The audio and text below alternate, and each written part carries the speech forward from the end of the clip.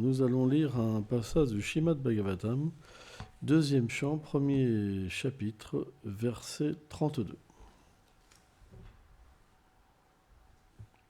Om Namo Bhagavate Vasudevaya.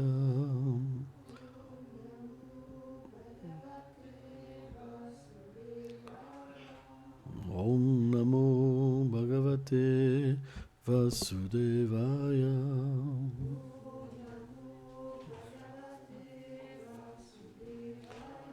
Om Namo Bhagavate Vasudevaya.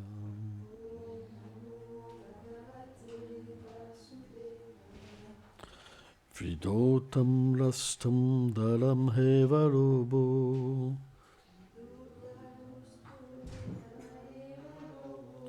Dharmam stanum dharmam patosya plistam.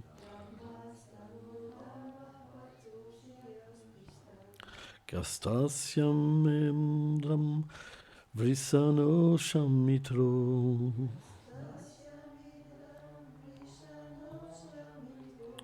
Kukshim samudram gilayostim sangaha.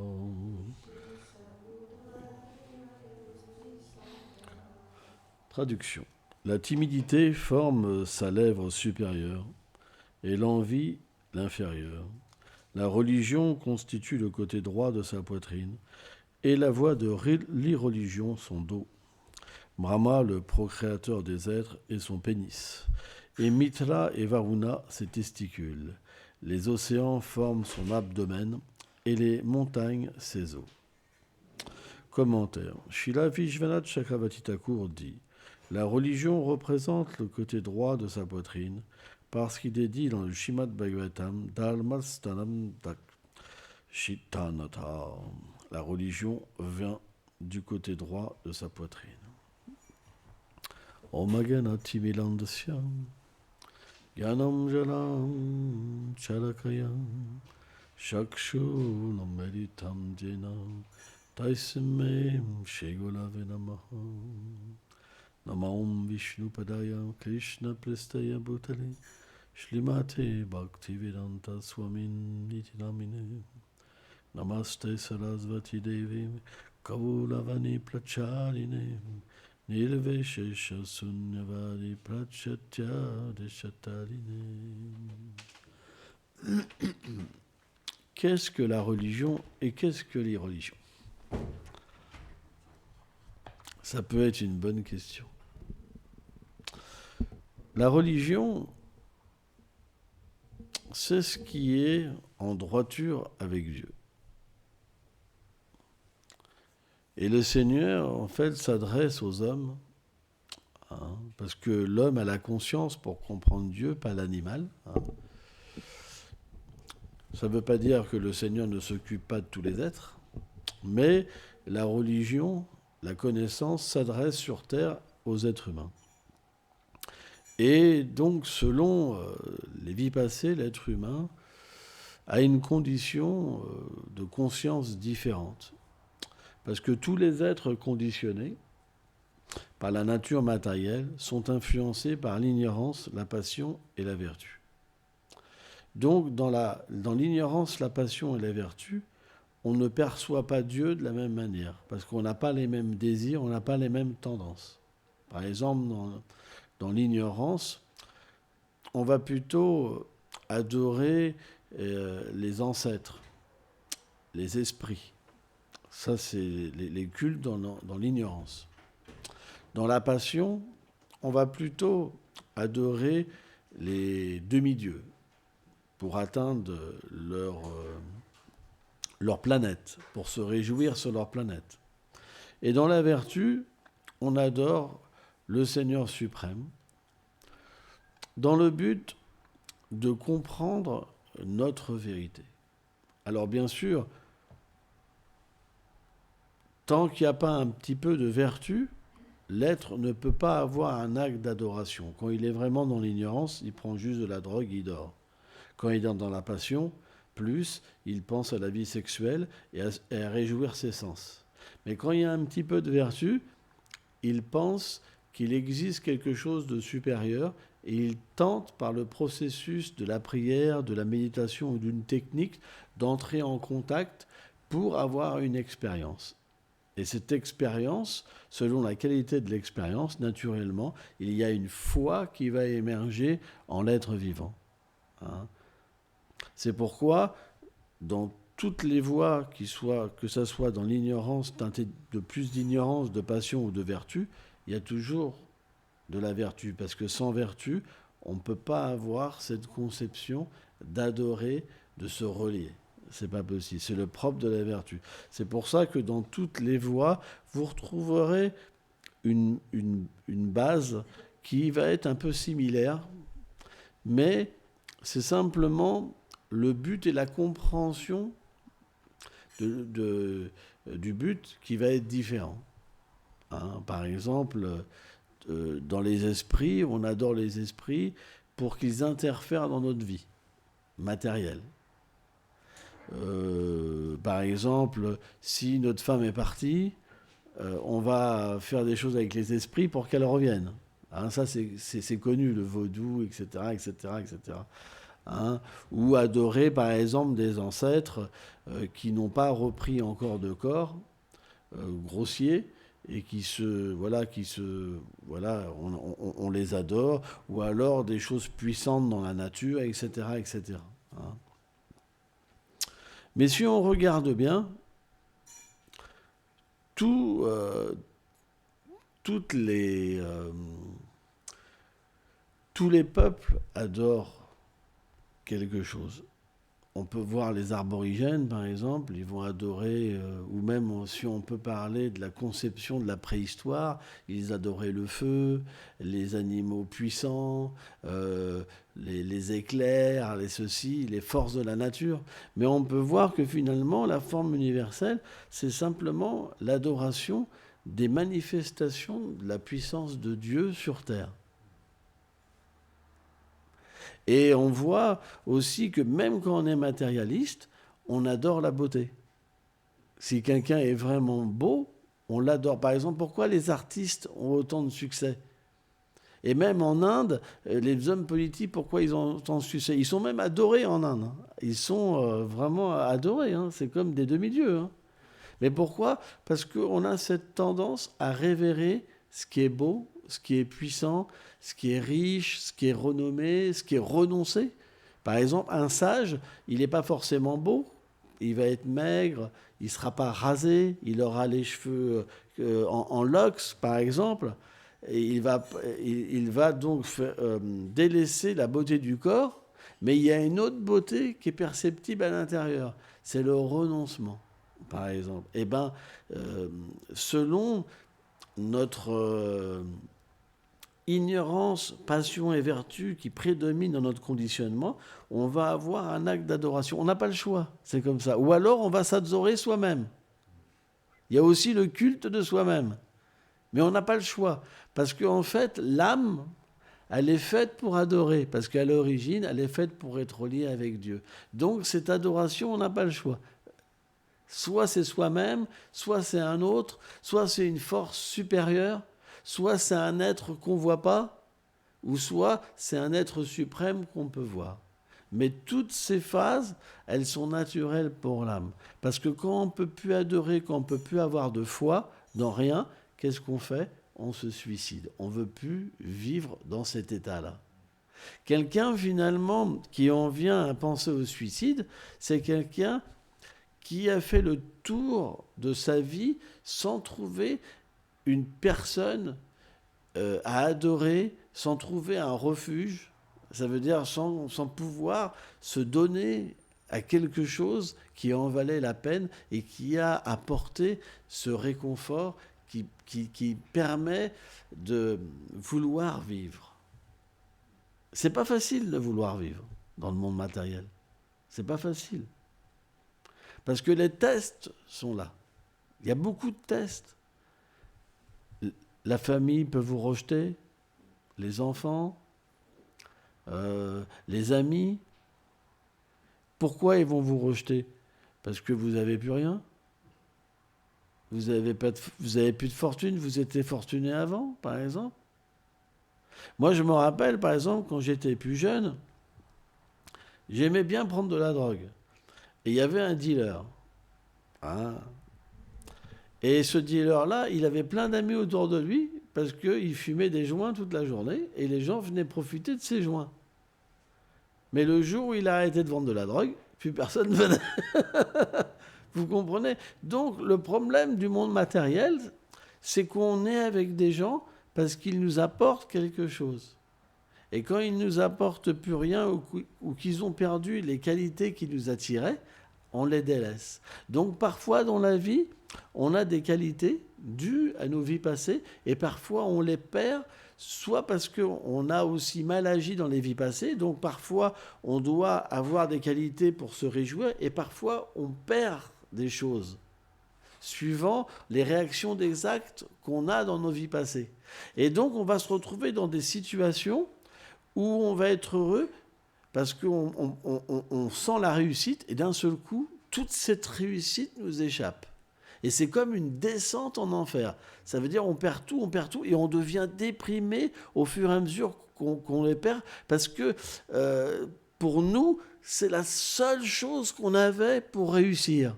Vous comprenez? Et là, automatiquement, quand tout le monde nous délaisse, on se rend compte de la nature de ce monde, qui est horrible en fait. Qui est horrible. On a une expérience concrète. Et là, à ce moment-là, on se dit, mais qu'est-ce que je fais dans ce monde? À quoi ça sert de vivre? Et ça en vient à un moment où on ne peut plus voir que ça, dû aux réactions de nos actes, et on en vient à vouloir se suicider. Ça, c'est vraiment l'ignorance. Ça veut dire qu'il n'y a pas de vertu. Quand il y a de la vertu, ça fait quelque chose de contraire. Ça veut dire que quand il y a de la vertu, quand on souffre et qu'on en vient à là, la foi émerge et vient nous chercher. Ça veut dire qu'au contraire, on se dit, grâce à cette situation, je peux aller vers toi, Seigneur. C'est complètement différent. Et l'être vivant, au fur et à mesure qu'il est dépouillé, au fur et à mesure, il devient de plus en plus heureux intérieurement. Il se détache du bonheur externe qui est finalement temporaire et qui apporte la souffrance, parce qu'il a la réalisation de ça. Donc quand il y a de la vertu, on ne peut pas se suicider. C'est impossible. Parce qu'en fait, quand on perd, on gagne. C'est complètement différent. Mais quand il n'y a pas de vertu, à un moment, c'est l'échec, et on préfère mettre fin à sa vie que de vivre dans cette situation-là. Vous vous rendez compte? C'est incroyable, quoi. C'est pourquoi toutes les formes de foi ont une pointe de vertu, ou beaucoup de vertu, ou que de la vertu. Quand il n'y a plus que de la vertu, alors on est très proche de la transcendance. Quand il n'y a plus d'ignorance et de passion qui influencent l'être, alors il peut comprendre sa propre nature en tant que l'âme et sa relation avec Dieu. C'est pourquoi, en fait, toutes les Écritures sont comme un plan divin par le Seigneur suprême pour permettre de, quelque part, d'attirer les gens selon leurs conditions et de leur permettre de faire des actes pieux pour accroître leur vertu et accepter leur réalité éternelle. Donc c'est quelque chose qui est graduel. Parce que dans la religion, finalement, traditionnelle, on accepte Dieu par rapport au corps et aux besoins du corps. Alors que dans la religion éternelle, on accepte Dieu parce qu'on sait qu'on est l'âme et par le besoin de l'âme. C'est complètement différent. Mais il ne peut pas avoir que le besoin de l'âme, parce que quand on est conditionné par de l'ignorance et de la passion, on ne peut pas croire en l'âme. En fait, les fois qui sont plus dans l'ignorance, on pense que l'âme et le corps, c'est un. Et que quand on meurt, le corps se repose, et que quand Dieu va revenir, on va revenir avec ce corps. Vous comprenez? Ça, c'est le principe de l'ignorance. Mais quand il y a de la vertu, on comprend qu'on est différent du corps. Et que quand on quitte un corps, simplement dû aux réactions de nos actes, et des actes pieux ou impies, on reprend une naissance pour assumer les actes qu'on a accomplis. Or, quand on comprend ça, naturellement, on se détache de ce monde, on se détache des activités matérielles et on s'engage dans le service de dévotion où on peut véritablement se libérer du conditionnement matériel et réaliser notre nature en tant que l'âme. Donc, finalement, toutes les voies qu'on a faites dans nos vies passées, c'était pour nous amener à réaliser qui nous sommes. Et cet état-là, on l'appelle le Vaishnav Dharma. Ça veut dire que c'est l'état originel, c'est l'état où on n'a plus de fausses conceptions. Ça veut dire qu'on est avec Dieu en comprenant sa forme, en comprenant son nom, en comprenant ses attributs, en comprenant ses divertissements et en comprenant notre relation d'amour avec lui.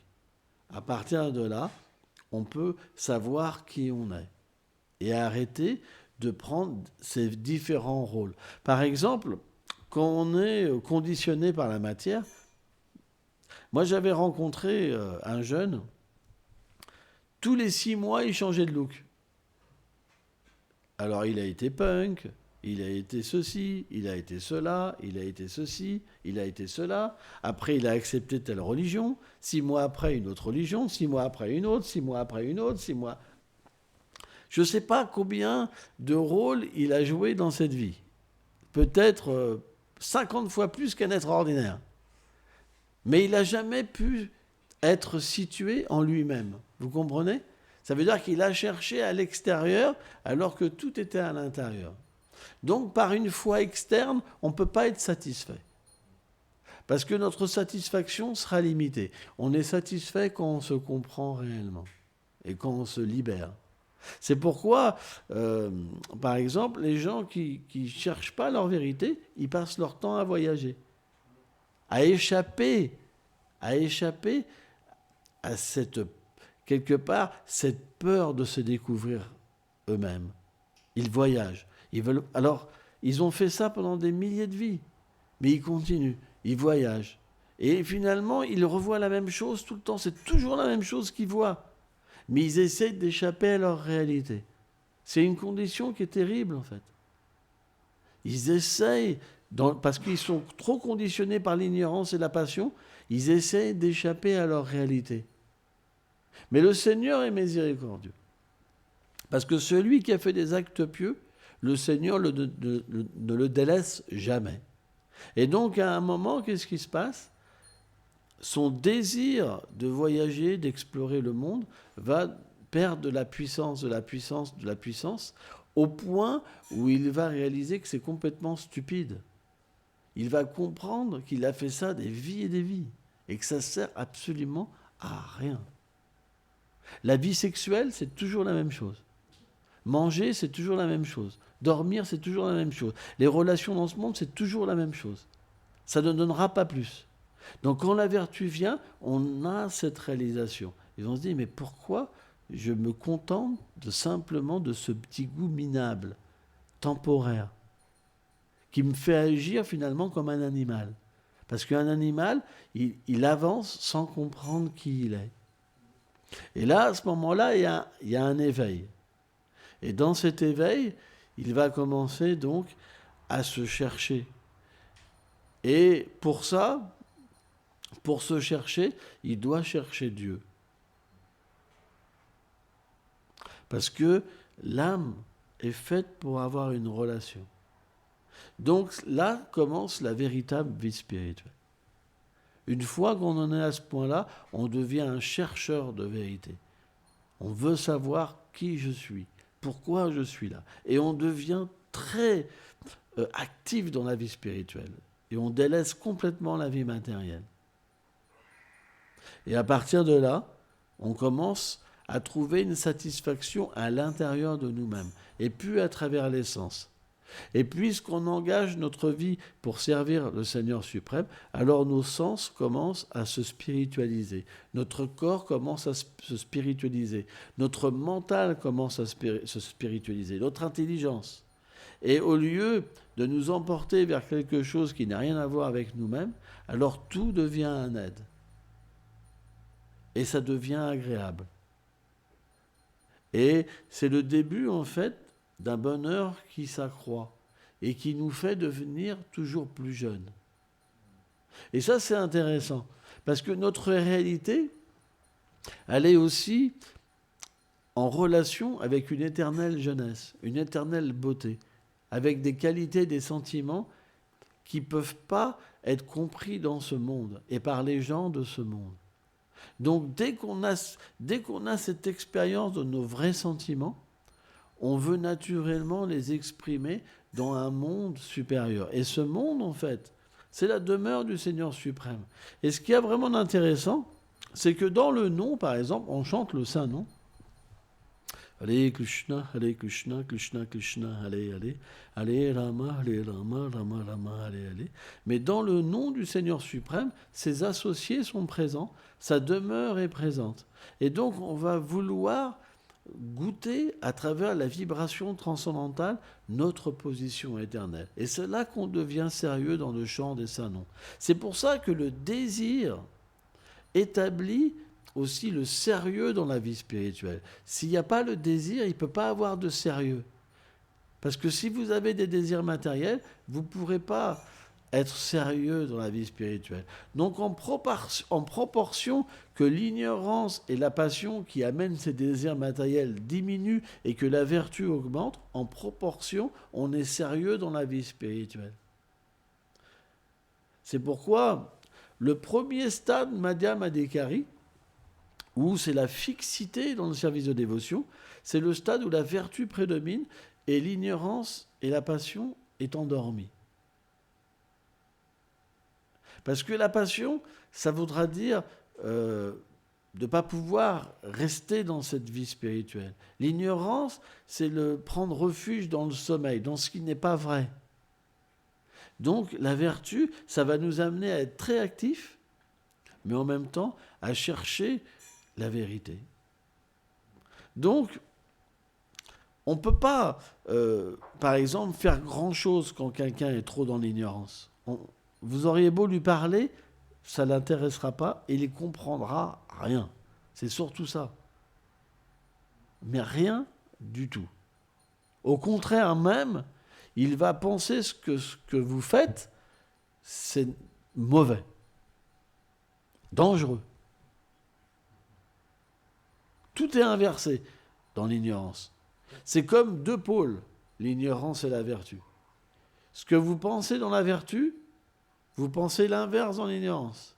Tout est inversé. C'est comme quelque chose de perverti. Et Krishna explique dans la Bhagavad Gita, il pose cette question à Arjuna et dit « Mais pourquoi les êtres vivants s'en viennent à s'entretuer ?» Et Krishna lui répond dans son verset, il lui dit « C'est la concupiscence. Quand l'état originel de l'être entre en contact avec la passion, ça altère la vérité. C'est comme quand vous mettez du yaourt ou du tamarin dans le lait, ça en fait du yaourt. Ça altère la composition du lait. Ça en fait une autre texture. Et bien de la même manière, quand vous entrez en contact avec la passion et l'ignorance, alors cet amour de Dieu devient la concupiscence. Ça s'inverse. Et dans cet état de concupiscence, vous ne pouvez pas comprendre votre réalité et votre lien avec Dieu. C'est pourquoi il existe différents processus que donne une même vérité pour que graduellement les êtres s'élèvent de l'ignorance à la passion, à la vertu, à travers la vertu. Et pour délaisser complètement l'ignorance et la passion, et pour comprendre que, en fait, on est l'âme spirituelle et qu'on a une relation éternelle avec l'âme suprême. Donc ça, c'est quelque chose de graduel. Et tout le monde est différent, a une conscience différente. C'est pourquoi c'est très dur de prêcher la religion éternelle, le dharma éternel, nitya dharma, vaishnava dharma. C'est extrêmement difficile parce que si l'être n'a pas accompli des actes de vertu, c'est pas possible. C'est impossible. Et donc, là où ça demande le plus de vertu, c'est là où il y a le moins de participants. Et aussi, comme au niveau de la vertu, il y a moins de règles. Ce qui se passe, c'est que c'est très difficile pour des gens qui n'ont pas de base et d'éducation de rejoindre quelque part ces voies très élevées. Parce que on va, à cause de ça, quand les gens les rejoignent, on va avoir des choses qui paraissent terribles, comme les gens qui se mettent à critiquer, à faire de la politique, à faire ceci, à faire cela, dans quelque chose qui est aussi beau. Donc c'est comme une tâche énorme. C'est comme une tâche énorme.